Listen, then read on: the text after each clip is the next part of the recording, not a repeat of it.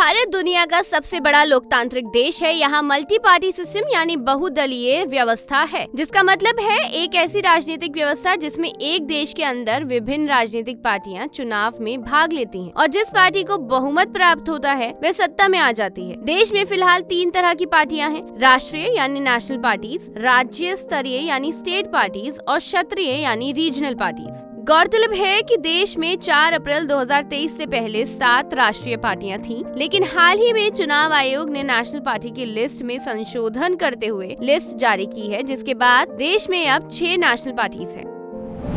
Bharatiya Janata party, Indian national Congress, communist party of India Marxist, आम आदमी party, Bahujan Samaj party, national peoples party.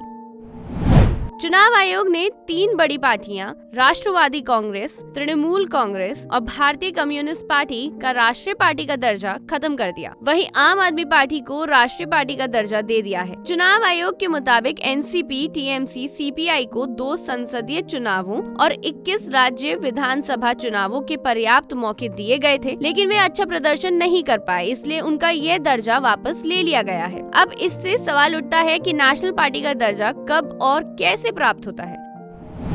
किसी party को राष्ट्रीय पार्टी का दर्जा पाने के लिए 3 शर्तें तय हैं, जिनमें कम से कम एक शर्त तो पूरा करने पर किसी पार्टी को राष्ट्रीय होने का दर्जा मिल जाता है। पहला, अगर किसी पार्टी को 4 या उससे ज्यादा राज्यों में क्षेत्रीय दल यानी स्टेट पार्टी का दर्जा मिला हो। दूसरा, 3 राज्यों को मिलाकर लोकसभा की 3% सीटें जीत ली हों। और तीसरा, अगर आम चुनाव में 4 लोकसभा सीटों के अलावा लोकसभा या विधानसभा चुनाव में 4 राज्यों में 6% वोट हासिल कर लिए हों।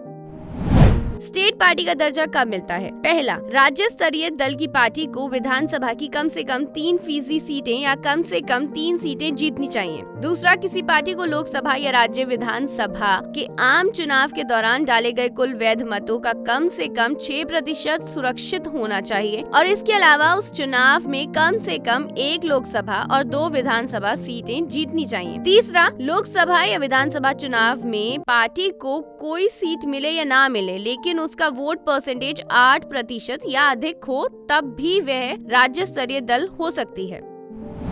अगर कोई पार्टी एक नेशनल पार्टी बन जाती है तो एक आरक्षित चुनाव चिन्ह मिलता है। वो चुनाव चिन्ह उस पार्टी के लिए रिजर्व हो जाता है। नामांकन दाखिल करने के लिए उम्मीदवारों के प्रस्तावकों की संख्या बढ़ सकती है। राष्ट्रीय मीडिया पर फ्री एयर टाइम मिल जाता है। दल देश में कहीं भी चुनाव लड़ सकता है, किसी भी राज्य में उम्मीदवार खड़ा कर सकेगा। चुनाव में नामांकन दाखिल करने के दौरान उम्मीदवार के साथ एक प्रस्तावक होने पर भी मान्य किया जाएगा। पार्टी दिल्ली में केंद्रीय दफ्तर खोलने का हकदार हो जाती है, जिसके लिए सरकार कोई बिल्डिंग या जमीन दे देती है। दल चुनाव प्रचार में 40 स्टार कैंपेनर्स को उतार सकेगी। स्टार प्रचारकों पर होने वाले खर्चे पार्टी प्रत्याशी के चुनावी खर्च में शामिल होंगे।